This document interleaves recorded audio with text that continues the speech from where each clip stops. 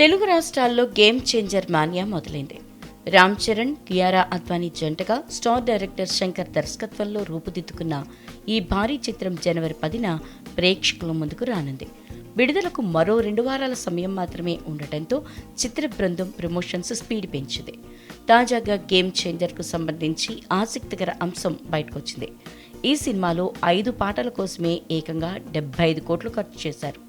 ఈ పాటల ట్యూన్లు, సంగీతం, లిరిక్స్, కొరియోగ్రఫీ, విజువల్స్ ఇలా అన్నీ దేనికదే ప్రత్యేకంగా ఉండేటట్లు దర్శకుడు శంకర్ ఓ ట్రీట్లా రూపొందించాడు.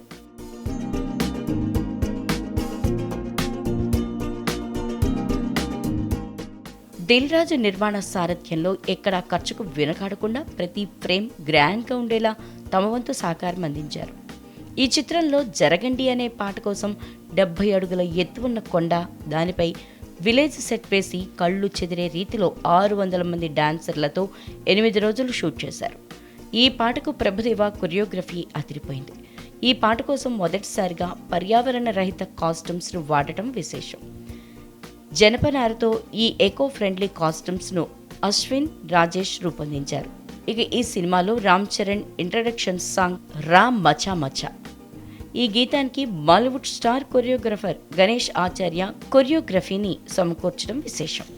భారతదేశ జానపద కళకు నీరాజనం అనదగ్గ రీతిలో ఈ పాటను శంకర్ రూపొందించడం హైలైట్.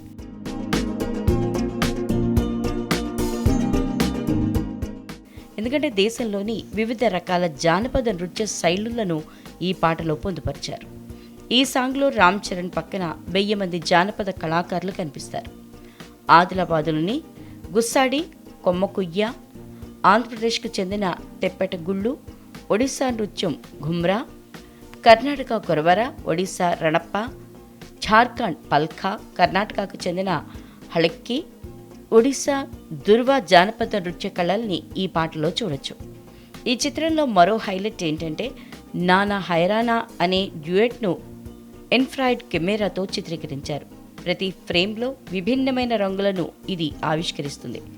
ప్రకృతి రమణీయతకు పుట్టినిల్లా అనిపించే న్యూజిలాండ్లోని అందమైన లొకేషన్లో రామ్ చరణ్, కియారా అద్వానీలపై ఈ పాటను షూట్ చేశారు.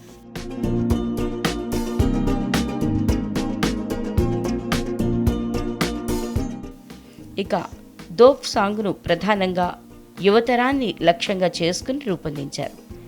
ఇది techno pop, techno dance genre కిందకు వస్తుంది. రామోజీ ఫిల్మ్ సిటీలోని 3 ఖరీదైన సెట్లలో ఈ పాటను 8 రోజుల పాటు చిత్రీకరించారు. దోప్ సాంగ్ కోసం రష్యా నుంచి 100 మంది డాన్సర్లను ప్రత్యేక విమానంలో హైదరాబాద్ తీసుకొచ్చారు. ముఖ్యంగా చెప్పుకోవాల్సింది 5వ పాట గురించి. ఈ పాట ఇంతవరకు రిలీజ్ కాలేదు. దీని థియేటర్లో వెండితెరపైనే చూడాలని, ఇది ఆడియన్స్కు సర్ప్రైజ్ అని చిత్ర బృందం చెప్తోంది. ఈ పాటను గోదావరి బ్యాక్డ్రాప్లో చిత్రీకరించారట.